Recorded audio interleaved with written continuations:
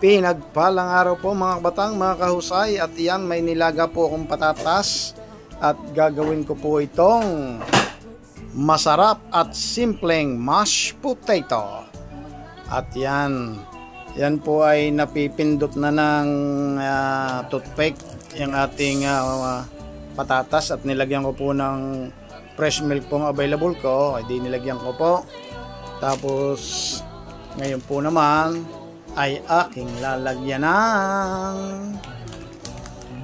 white pepper, kaunti lamang.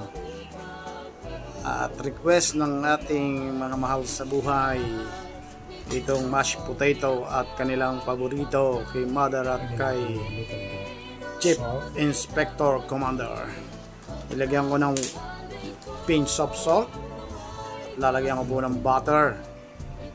Ayan, nilagyan ko po ng butter. Ayan, kitang kita. Ayan po yung napakasarap, simple napakasarap. Ayan, meron po akong pang masher. O yan, tama-tama lang, hindi masyadong malambot, hindi masyadong matigas, al dente kumbaga.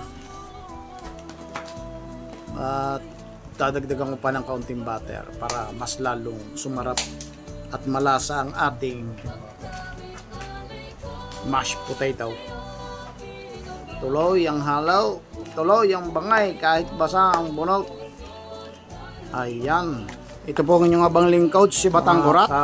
Batang, mga kahusay, napakasimple lang po nito pero napakasarap. Bahala na po kayong gumawa ng gravy. Ay ito po ay request sa akin, huwag na raw gumawa ako ng gravy at ayos na aray. Ayan, yan po ay kung sa ibang lahi lalagyan pa ng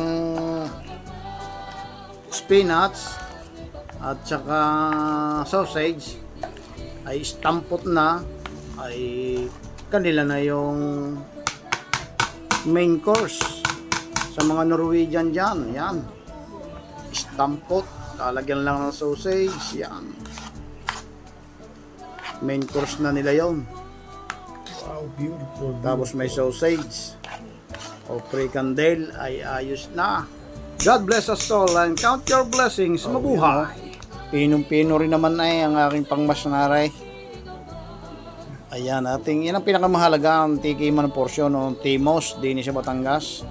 Tinimusa na. Wow. At iyan na. Abay, husay. Nice. Ayos. Thumbs up.